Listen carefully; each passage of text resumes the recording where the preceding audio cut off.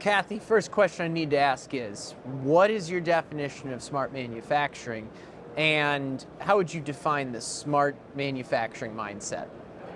Good question. So for me, I bring it back to personal experience. I come from a family of manufacturers. My parents were frontline workers. I also was a frontline worker for many years, and we're talking decades in between. My parents' experience was that story that you hear about the old factories and dirty, and there wasn't a lot of automation, there wasn't a lot of technology being used. My experience, going back when I was at Goodyear, was we were a flagship facility, so we had the latest technology. So my experience was very different. So I look at the smart manufacturing as a continuation of that journey for other manufacturers. And the mindset is people being open and receptive to all the technologies that are coming, especially the new ones that are still being tested. There's a lot that's being done to try and facilitate and make processes smoother and easier. And I think for us in the US, if we want to keep manufacturing strong here, we have to adopt that mindset to allow our growth and keep building what we built. So one thing I want to mix in more into these interviews that, quite frankly, I haven't done enough yet, is some personal perspectives. And you mentioned you come from a manufacturing family. So the question I have for you is, what drives you the most in manufacturing? What drives me the most right now is if I could help the old me that used to be on that factory floor. Mm-hmm. My son also worked on a factory floor, and as I mentioned, my parents. And I have, I've been blessed the fact that I was able to go back to school after. I've learned an awful lot.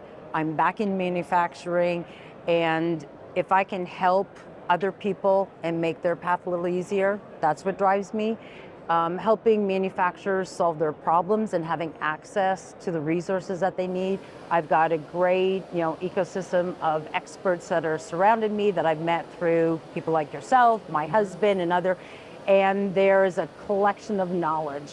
And we just need to be able to get that into the hands of the manufacturers, especially the small to medium. That's what drives me, is how do we help them where they are and let them know what's out there and available. So let's talk a bit about what you're doing at Bennit.ai as well to close things out. And describe this for us a little bit. How is a matchmaking platform like Bennit.ai, which as I understand it, matches manufacturers that have a problem with the subject matter experts that can solve it? Why is this such a critical part, maybe even an urgent part of the smart manufacturing movement right now?